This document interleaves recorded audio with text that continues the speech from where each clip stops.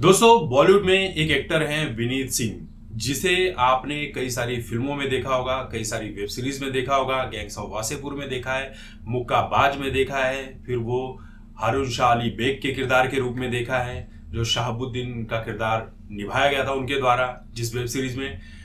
लेकिन बहुत से लोग ऐसे हैं जिनको इनका नाम तक नहीं पता है।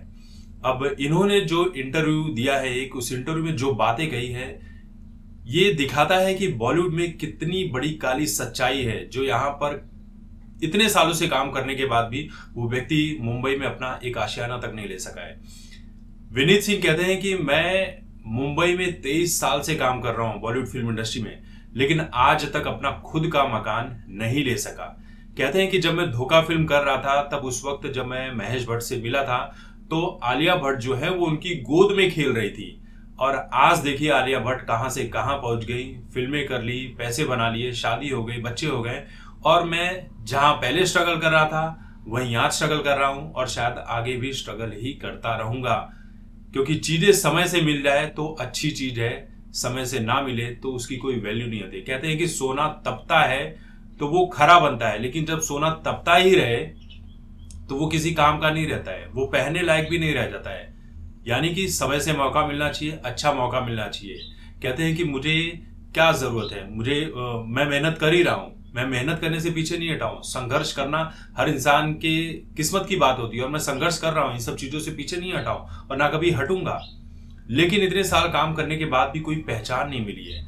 मैं क्या चाह रहा हूं कि एक अच्छा प्रोड्यूसर मिले, एक अच्छा डायरेक्टर मिले, मैं उनके साथ फिल्में करूं और करियर को संभालूं। लेकिन आप सोचिए कि यहां पर इतने सालों से काम करने के बाद भी इस तरह के लाजवाब कलाकारों को कोई मौका ही नहीं मिलता है, या मौका मिलता है तो दे दिया जाता है, या उनके साथ राजनीति कर दी जाती है।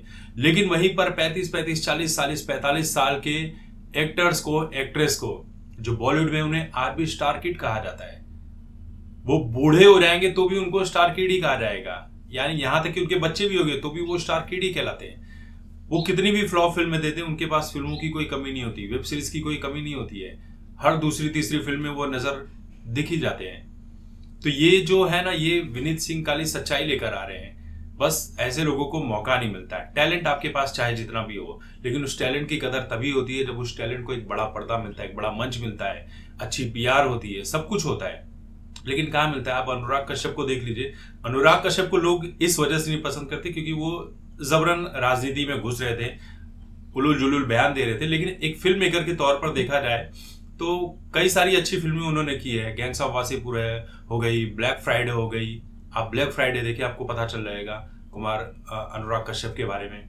लेकिन उनके साथ किस तरह से राजनीति की गई, सलमान खान ने किस तरह से उनकी शिकायत की जब अनुराग कश्यप ने कहा कि आपको तेरे नाम में रोल जो करना है उसमें यूपी का किरदार है तो आपको सीने पर बाल उगाने पड़ेंगे।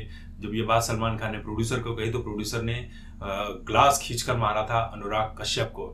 आज अनुराग कश्यप जो हैं वो बॉलीवुड हमेशा के लिए छोड़ देना चाहते हैं, छोड़ चुके हैं, और वो साउथ फिल्म इंडस्ट्री में काम करना चाहते हैं। कहते हैं कि वहीं पर मौका मिलेगा, क्योंकि वहां पर स्टार सिस्टम है ही नहीं, वहां पर कोई डिमांड नहीं होती, वहां पर बस काम करिए, आपके टैलेंट की कदर होती है।